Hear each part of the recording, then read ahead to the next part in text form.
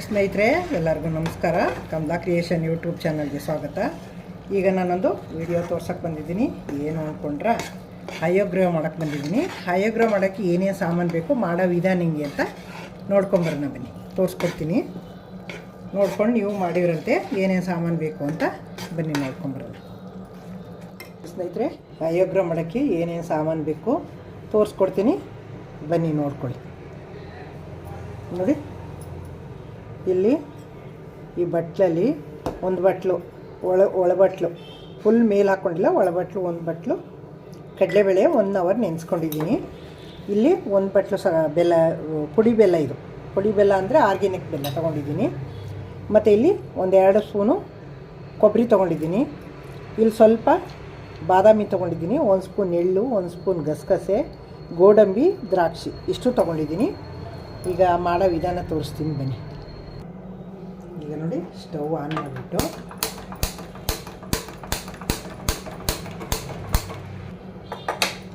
ಈಗ ಕುಕ್ಕರ್ ಇಟ್ಬಿಟ್ಟು ಈಗ ಇದರಲ್ಲಿ ನೀರು ಹಾಕೋತೀನಿ. ಅದೇ ಬಟ್ಲ ನೀರು ಹಾಕ್ತೀನಿ. ನೆಂದಿದೆ ಕಾಳು, ಇದರಲ್ಲಿ 2 ಬಟ್ಲು ನೀರು ಹಾಕ್ಕೊಂಡ್ರೆ ಸಾಕು. ನೋಡಿ, ತುಂಬ ಫುಲ್ಲು 2 ಬಟ್ಲು ನೀರು ಹಾಕಿದ್ದೀನಿ. ಸ್ವಲ್ಪ ಕುದೀಲಿ ನೀರು. ನೋಡಿ, ನೀರು ಕುದೀತಾ ಇದೆ. ಈಗ ಕಡಲೆಬೇಳೆ ಹಾಕೋಣ. ಈಗ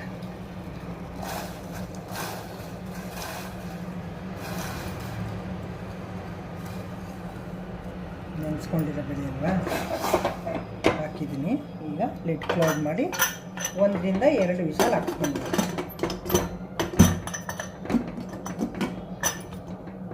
ನೋಡಿ, ವಿಷಲ್ ಹಾಕಿ ಲಿಡ್ ಕ್ಲೋಸ್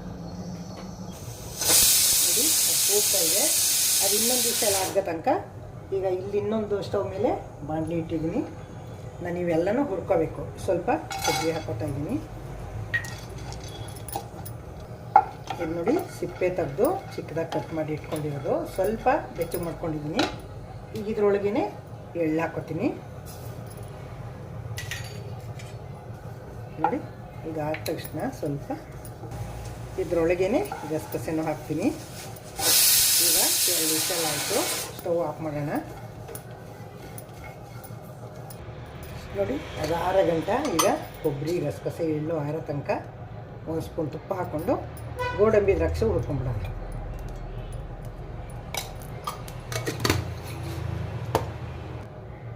ನೋಡಿ, ಗೋಡಂಬಿ ಹಾಕ್ಕೊಂಡಿದ್ದೀನಿ.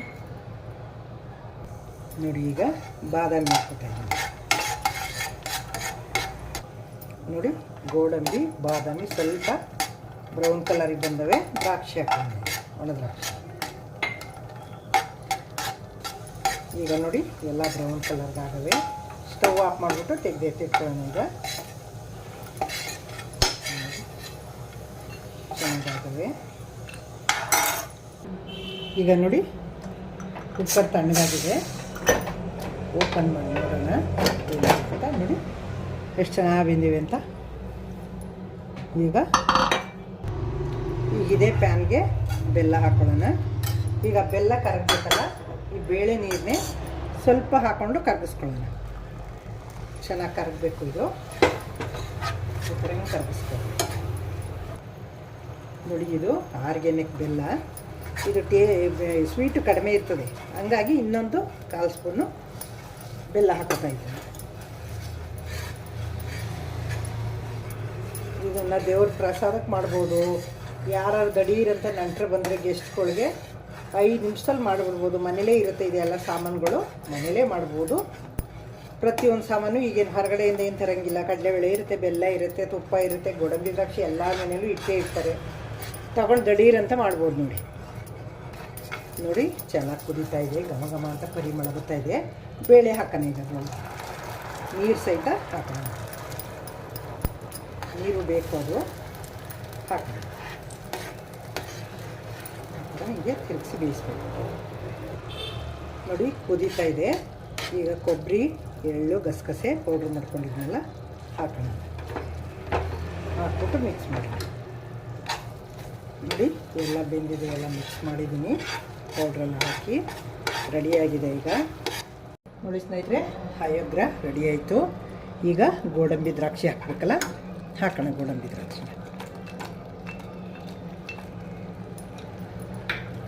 ಈಗ ಮಿಕ್ಸ್ ಮಾಡಿಬಿಟ್ಟು ಸ್ಟವ್ ಆಫ್ ಮಾಡೋಣ. ನೋಡಿ ಎಷ್ಟು ಚೆನ್ನಾಗಿ ಬಂದಿದೆ ಅಂತ. ಅರ್ಜೆಂಟಿಗೆ ಎಷ್ಟು ಬೇಗ ಮಾಡ್ಕೋಬೋದು ನೋಡಿ. ನೋಡಿ ಸ್ಟವ್ ಆಫ್ ಮಾಡಾಗಿದೆ. ಈಗ ನಾನು ಏಲಕ್ಕಿ ಪುಡಿ ಹಾಕ್ತಾಯಿದ್ದೀನಿ. ತುಪ್ಪ ಏಲಕ್ಕಿ ಪುಡಿ ನಿಮ್ಗೆ ತೋರಿಸಿಲ್ಲ ನೋಡಿ. ಒಂದು ಚುಟ್ಕಿ ಏಲಕ್ಕಿ ಪುಡಿ ಹಾಕ್ಬಿಟ್ಟು ಒಂದು 1/4 ಸ್ಪೂನು ಮಿಕ್ಸ್ ಮಾಡೋಣ. ಲಾಸ್ಟಾಗಿ ಹಾಕಿದ್ರೆ ತುಂಬ ಘಮ ಘಮ ಅಂತ ಇರ್ತದೆ, ಫ್ಲೇವರ್ ಚೆನ್ನಾಗಿರ್ತದೆ, ಅದಕ್ಕೆ ಲಾಸ್ಟ್ಗೆ ಹಾಕಿದ್ದೀನಿ ನೋಡಿ ಸ್ನೇಹಿತರೆ.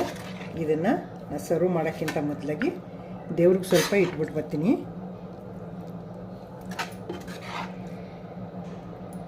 ನೈವೇದ್ಯಕ್ಕೆ ಇಟ್ಬಿಟ್ಟು ಬರ್ತೀನಿ.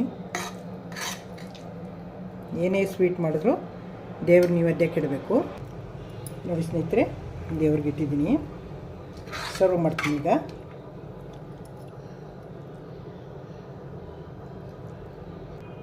ನೋಡಿ ಸ್ನೇಹಿತರೆ, ಸರ್ವ್ ಮಾಡಿದ್ದೀನಿ. ಒಂಚೂರು ಏಲಕ್ಕಿ ಪುಡಿಯ ಮೇಲೆ ಉದುರಿಸ್ತೀನಿ, ಫ್ಲೇವರು ಚೆನ್ನಾಗಿರ್ತದೆ ಅಂತ, ತಿನ್ನುವಾಗ ಗಮ್ಮಂತ ಇರ್ತದೆ.